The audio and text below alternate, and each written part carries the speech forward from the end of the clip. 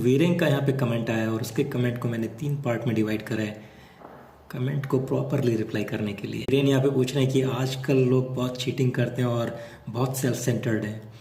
तो वीरेन, मैं आपको यहाँ पे क्लैरिटी देना चाहूँगा कि सेल्फ सेंटर्ड और चीटिंग अभी के वक्त में नहीं है, ये पहले भी थी। महाभारत के वक्त में भी आपको ऐसा सब देखने को मिलेगा और बहुत सारे एग्जाम्पल मिलेंगे कहाँ कहाँ पे चीटिंग हुई और कहाँ कहाँ पे लोग सेल्फ सेंटर्ड थे।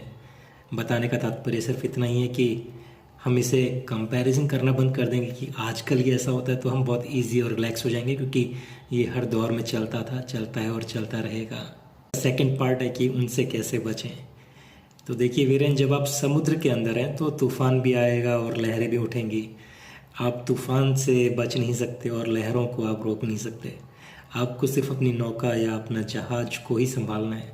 तो हमें सिर्फ अपने आप को संभालना है और चीज़ें अपने आप संभल जाएंगी।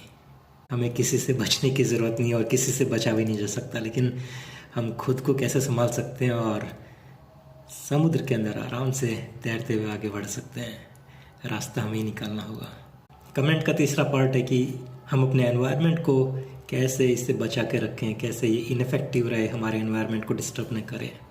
यहाँ पे थोड़ा कमेंट जो है नैरो हो गया और बहुत स्पेसिफिक हो गया। ये शायद बिजनेस या अपने ऑफिस के एनवायरनमेंट की बात हो रही है, तो मैं उसी के रिलेटेड इसका जवाब दे रहा हूँ कि एनवायरनमेंट ऑफिस का कैसा भी हो, लेकिन आप उसे कैसा बनाना चाहते हैं वो इम्पोर्टेंट है।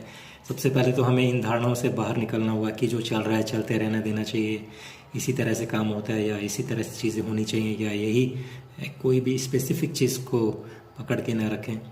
और उनसे भी ज़्यादा इम्पोर्टेंट है कि आप क्या चाहते हैं, आप किस तरह का एनवायरनमेंट बनाना चाहते हैं, उस चीज़ के ऊपर वर्कआउट करिए और फिर वो एनवायरनमेंट डेली आप क्रिएट करिए। जैसे जैसे आप वैसा एनवायरनमेंट क्रिएट कर रहे होंगे, आपका सराउंडिंग ऑब्वियसली चेंज हो रहा होगा। एक छोटे से एग्जांपल से समझें कि हम अगर किसी स्विमिंग पूल के अंदर होते हैं और पानी के बीच में होते हैं और पानी के अंदर बहुत सारी चीज़ें गिरी रहती हैं, तो हम पानी को अपने हाथ से आराम से बहाते रहते हैं और उसमें एक मूवमेंट बनाए रखते हैं। तो जो भी अच्छी चीज़ें चाहिए होती है वो हम अपने पास आने देते हैं और बाकी चीज़ों को दूर करते रहते हैं। पानी को साफ रख रहे होते हैं, अपने सराउंडिंग हर समय एक लहर उठाते रहते हैं और वो लहरें आगे तक जाके चीज़ों को प्रभावित करती रहती हैं। तो बस हमें भी ऐसे ही इंटरनल अपने एनवायरनमेंट को हम कैसा बनना चाहते हैं, उसी चीज़ को हमको एक्सटर्नल एफर्ट में कन्वर्ट करना पड़ेगा और फिर अपने एक्सटर्नल एनवायरनमेंट को भी उसी तरह से चेंज करना पड़ेगा। बहुत सिंपल है।